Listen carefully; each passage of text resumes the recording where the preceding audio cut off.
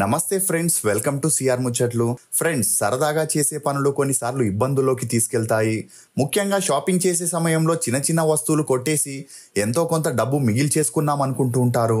ఈ చిలిపి పనులు చెప్పుకోవడానికి బాగుంటాయి కానీ దొరికితే మాత్రం జీవితాంతం మాయని మచ్చగా మిగిలిపోతుంటాయి. అసలు నేను ఈ మాట చెప్పడానికి గల కారణం భవ్యశ్రీ యామిని యొక్క దొంగతనం ఇన్సిడెంటే. భవ్యశ్రీ లింగనగుంట.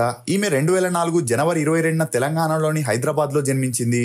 ఇక చదువుల్లో చురుగ్గా ఉన్న భవ్యశ్రీ తన స్కూలింగ్ని హైదరాబాద్లోని సిఎంఆర్ ఇంటర్నేషనల్ స్కూల్లో చదివి తన బీకామ్ డిగ్రీని విల్లా మేరీ కాలేజీలో పూర్తి చేసింది. ఇక అలా 10th చదివేటప్పటి నుండే భవ్యశ్రీకి ఫారెన్ వెళ్ళి చదవాలనే ఇంట్రెస్ట్ ఉన్నప్పటికీ వీరి ఆర్థిక స్తోమత అంతంత మాత్రమే ఉండడంతో కుదరలేదు.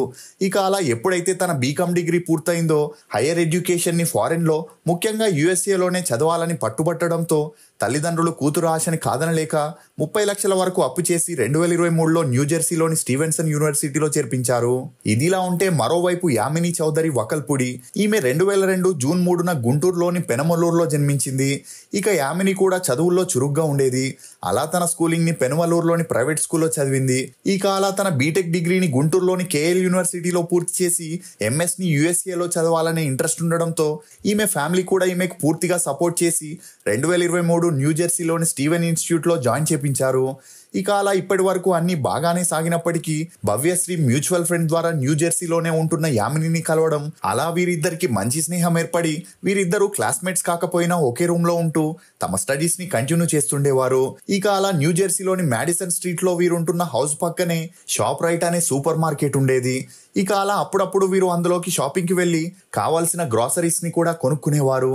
ఇదిలా ఉంటే వీరితో ఉంటున్న కొంతమంది సీనియర్స్ షాప్ రైట్లో 20,000కి పైగా షాపింగ్ చేసి అందులో 1,000 రూపాయలు మాత్రమే పే చేసి వచ్చేవారు. దీంతో చాలా వరకు డబ్బుని సేవ్ చేయడం చూసిన యామిని, భవ్యశ్రీ కూడా ఇదే ఐడియాని అమలు చేయాలనుకున్నారు. అలా మొదటిసారిగా షాప్ రైట్స్కి వెళ్ళి తమకి కావలసిన ఐటమ్స్ని తీసుకొని ఆ వస్తువుల మీద ఉన్న బార్కోడ్స్ని మార్చేయడం లాంటివి చేసేవారు. అంటే తక్కువ ప్రైజ్ ఉండే వస్తువుల బార్కోడ్స్ని రేట్ ఎక్కువ ఉండే వస్తువులపై అతికించి బ్యాగ్లో పెట్టుకొని వచ్చేవారు. ఇక అలా మాన్యువల్గా బిల్ పే చేయాల్సి వస్తే కార్ట్లో ఉండే వాటన్నింటికి వీరు డబ్బు పే చేయాల్సి ఉంటుంది. కానీ షాప్ రైట్స్లో సెల్ఫ్ చెక్అవుట్ ఉంది కాబట్టి వీరు 25 ఐటమ్స్ని కొంటే బార్కోడ్స్ని మార్చడం వల్ల 3 లేక 4 వస్తువులకి మాత్రమే బిల్ పే చేసి ఈజీగా బయటికి వచ్చేసేవారు. కానీ వీరికి తెలియని విషయం ఏంటంటే అక్కడి సిబ్బంది సీసీటీవీలో ప్రతి ఒక్కరిని మానిటరింగ్ చేస్తారని. అలా మొదటిసారి వెళ్ళినప్పుడు యామిని, భవ్యశ్రీ కూడా తక్కువ రేటు ఉండే వస్తువులకి బిల్ పే చేసి ఎక్కువ రేటున్న వస్తువుల బార్కోడ్స్ని మార్చేసి బిల్ పే చేయకుండానే బయటికి వచ్చేవారు. ఇక అలా మొదటిసారి వీరి ప్లాన్ వర్కౌట్ అవ్వడం వల్ల 2-3 సార్లు అదే షాప్కి వెళ్ళి ఎక్కువ ఐటమ్స్ని తీసుకొని తక్కువ బిల్ పే చేసి బయటికి వచ్చేశారు. ఇదిలా ఉండగా ఒకసారి అకౌంట్స్లో తేడా రావడంతో అనుమానం వచ్చిన షాప్ ఓనర్ సెక్యూరిటీకి చెప్పి సీసీటీవీని చెక్ చేపించగా వీరిద్దరూ బార్కోడ్స్ని తీసేయడమో లేక ఎక్స్చేంజ్ చేయడమో చూసి నెక్స్ట్ టైం వచ్చినప్పుడు రెడ్ హ్యాండెడ్గా పట్టుకోవాలని ఆ షాప్ ఓనర్ డిసైడ్ అయ్యాడు. ఇక అలా భవ్యశ్రీ, యామిని అప్పటికే ఆ షాప్లో నుండి అనేక సార్లు వస్తువుల్ని బిల్ కట్టకుండా తీసుకురావడంతో ఈసారి కూడా అందులోకే వెళ్ళాలని డిసైడ్ అయి మార్చి 19న వీరిద్దరూ షాప్ రైట్స్కి వెళ్ళడం జరిగింది. ఇక అలా వీరిద్దరూ ఎప్పుడైతే షాప్లోకి అడుగు పెట్టారో అప్పటి నుండి సెక్యూరిటీ టీం అలర్ట్ అయి వీరి ప్రతి ఒక్క మూమెంట్ని గమనిస్తూ రికార్డ్ చేయడం మొదలెట్టారు. ఇక ఈ విషయం తెలియని భవ్యశ్రీ, యామిని తమకి కావలసిన వస్తువుల్ని తీసుకొని యథావిధిగా బార్కోడ్స్ని మార్చేసి ఆ వస్తువుల్ని బ్యాగ్లో పెట్టుకోవడం జరిగింది. అలా 13,000 రూపాయల విలువ గల 27 వస్తువుల్ని తీసుకొని వాటిలో 3 వస్తువులకి మాత్రమే 730 రూపాయలు చెల్లించి బయటికి వెళ్లేందుకు ట్రై చేశారు. ఇక ఆ షాప్ ఓనర్ ఇమీడియట్గా లోకల్ పోలీసులకి ఫోన్ చేసి తన షాప్లో 2 అమ్మాయిలు దొంగతనం చేస్తున్నారని ఇన్ఫార్మ్ చేయడంతో సమాచారం అందుకున్న పోలీసులు ఆ షాప్ దగ్గరికి రావడం జరిగింది. ఇక పోలీసులు రాకముందే ఆ షాప్ యజమాని అమ్మాయిలిద్దరిని ఆపి షాప్ లిఫ్టింగ్కి పాల్పడ్డారని చెప్పగా అందుకు అమ్మాయిలు ఆ ఓనర్తో వాగ్వాదానికి దిగారు. షాప్ లిఫ్టింగ్ అంటే దొంగతనం, మోసం చేయడం అని అర్థం.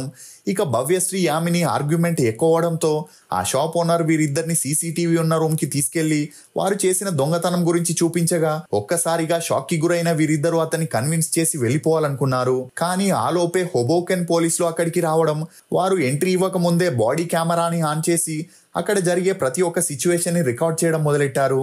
ఎందుకంటే షాప్ లిఫ్టింగ్కి పాల్పడిన 2 అమ్మాయిలు స్టూడెంట్స్ కావడం, అందులోనూ ఇతర కంట్రీకి చెందిన వారై ఉండడం, ఒకవేళ ఎలాంటి ప్రూఫ్స్ లేకపోతే ఇండియన్స్ని కావాలనే పోలీసులు ఇరికించారని, ఫారెన్లో ఉండే కొన్ని సంఘాలు హల్చల్ చేస్తారని పోలీసులు ఇలాంటి ప్రూఫ్స్ తీసుకుంటారు. ఇక అలా ముందుగా పోలీస్ విచారణలో తాము దొంగతనం చేయలేదని సెల్ఫ్ చెక్అవుట్ చేసుకునేటప్పుడే హడావిడిలో మర్చిపోయామని యామిని చెబితే భవ్యశ్రీ కార్డ్ లిమిట్ అయిపోయిందని అందుకే చెల్లించలేకపోయామని చెప్పడం జరిగింది. ఇక మరోసారి అయితే బయటున్న పెప్సీ తీసుకోవడానికి వెళ్లారని తిరిగి వచ్చి మళ్ళీ పే చేయాలనుకున్నారని టెన్షన్లో ఒక్కొక్కసారి ఒక్కొక్క మాట చెప్పడం జరిగింది.